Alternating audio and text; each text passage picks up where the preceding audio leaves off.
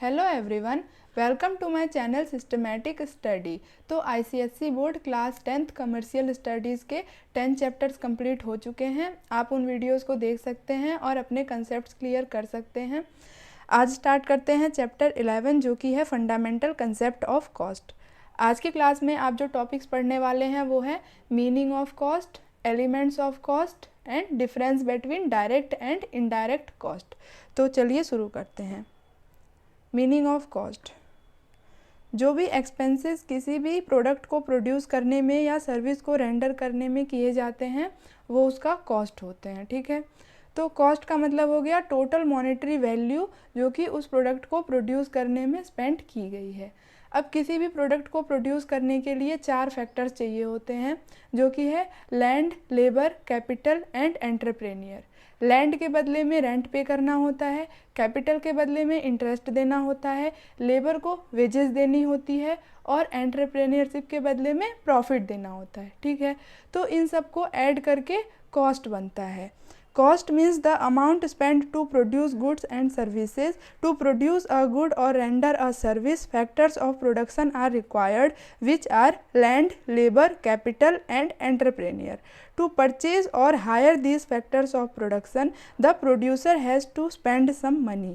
Total monetary value spent to produce a product is called total cost of the product.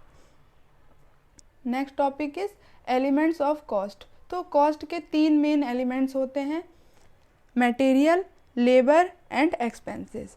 Material cost means the cost of the substance with which the product has been made. Labour cost means the cost which has been paid for human efforts. It is paid in form of wages and salaries. All the expenses other than material and labor come into the category of expenses. अब इन तीनों elements को 2 categories में बांटा गया है। जैसे कि material है तो इसमें 2 कैटेगरीज होंगी, direct material cost and indirect material cost. Labour में भी direct labour cost and indirect labour cost. इसी तरह से एक्सपेंसेस में direct expenses and indirect expenses. Direct cost का मतलब होता है ऐसे कॉस्ट जो कि डायरेक्टली किसी स्पेसिफिक प्रोडक्ट या किसी एक्टिविटी के साथ आइडेंटिफाई किए जा सकते हैं।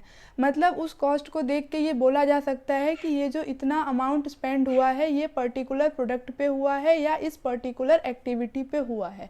जैसे कि रॉ मटेरियल का जो एक्सपेंसेस हैं वो हम बता सकते हैं कि इस प्रोडक्ट को प्रोड्यूस करने में इतने अमाउंट का रॉ मटेरियल लगा है। दूसरी तरफ ऐसे कॉस्ट होते हैं जो कि किसी पर्टिकुलर प्रोडक्ट के लिए नहीं किए जाते, वो पूरे बिजनेस को रन करने के लिए किए जाते हैं। जैसे कि ऑफिस का रेंट, ऑफिस के एम्प्लॉयज़ की salary, small tools, nails, stationery, right. तो आइए इन सबको डिटेल में पढ़ते हैं।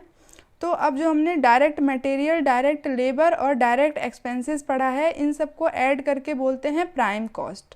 और indirect material, indirect labour and indirect expenses को ऐड करके बोला जाता है ओवरहेड्स। ठीक है। Material cost, the cost of the substance with which the product is made is called material cost. Example, steel in utensils, leather in bags, plastic in containers, bucket, wood in furniture. It is the cost of raw materials and parts which are used to produce a product. Direct materials are the materials which can be identified with specific product. जैसे कि यहाँ हमने देखा steel, plastic, leather, ये सब direct material है क्योंकि इनको हम आइडेंटिफाई कर सकते हैं। इसके अलावा स्मॉल टूल्स होते हैं, ऑयल, ग्रीस, स्टेशनरी, ये सब भी लगता है किसी प्रोडक्ट को प्रोड्यूस करने में, बट इनको हम आइडेंटिफाई नहीं कर सकते कि एक्यूरेटली हम बता नहीं सकते कि इस प्रोडक्ट को प्रोड्यूस करने में कितना ग्रीस लगा है, कितना ऑयल लगा है, कितनी नेल्स हैं, स्मॉल टूल्स हैं, ये सब हम कैलकुलेट नहीं कर सकते, आइडेंटिफाई नहीं कर सकते किसी पर्टिकुलर प्रोडक्ट के साथ। ये पूरे बिजनेस के लिए, पूरे बिजनेस को रन करने के लिए कॉमनली स्पेंड किए जाते हैं, तो इसीलिए इनको इनडायरेक्ट मटेरियल बोलते हैं। ठीक है। फिर है labour cost. Human resources needed for conversion of raw materials into finished goods are called labour cost. Example, wages paid to workers, remuneration paid to supervisors, factory manager, store keeper, foreman. तो जिस तरह से हमने material cost को 2 parts में divide किया था, direct material और इनडायरेक्ट मटेरियल कॉस्ट, उसी तरह से लेबर कॉस्ट भी 2 कैटेगरीज में डिवाइड किए जाते हैं, डायरेक्ट लेबर कॉस्ट और इनडायरेक्ट लेबर कॉस्ट। वर्कर्स को जो वेजेस पे की जाती है, फैक्ट्री मैनेजर को जो सैलरी दी जाती है, वो डायरेक्ट वेजेस की कैटेगरी में आते हैं, डायरेक्ट लेबर कॉस्ट की कैटेगरी में आते हैं। इसके अलावा ऑफिस के एम्प्लॉयज़ की जो सैलरी होती है वो इनडायरेक्ट वेजेस में आती है, क्योंकि ये पूरे बिजनेस को ऑपरेट करने के लिए किए जाते हैं, किसी पर्टिकुलर प्रोडक्ट के लिए नहीं किए जाते। Third is expenses. All the cost incurred in production other than the material and labor cost is known as expenses. Example, cost of power and fuel, office rent, legal expenses, sales commission, postage, telegram, ये सब expenses होते हैं। इसकी भी 2 category होती है, direct and indirect. अब देखते हैं एग्जैक्टली डिफरेंस क्या होता है डायरेक्ट कॉस्ट और इनडायरेक्ट कॉस्ट में। First point is meaning.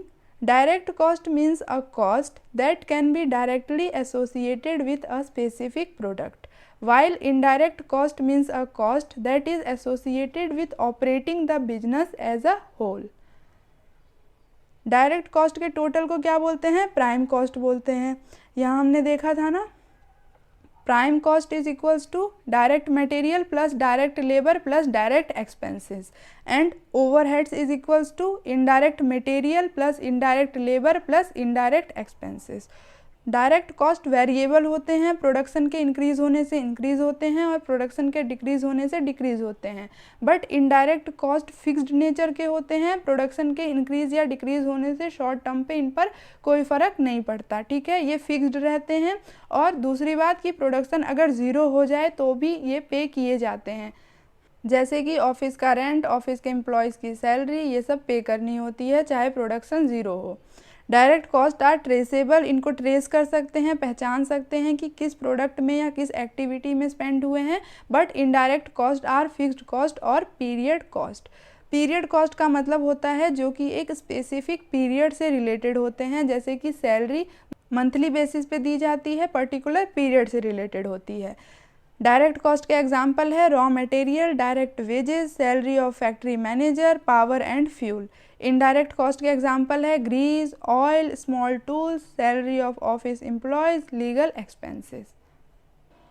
So thank you for watching the video. अगर आपको क्लास हेल्पफुल लगी हो तो प्लीज़ लाइक, शेयर और सब्सक्राइब कर दीजिएगा। अगर कोई डाउट है या आपकी तरफ से कोई सजेशन है तो आप मुझे कमेंट सेक्शन में बता सकते हैं, ठीक है।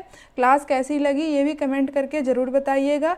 मिलते हैं अगली क्लास में जहाँ इस चैप्टर का रिमेनिंग पार्ट डिस्कस करेंगे। Okay, so see you in the next class.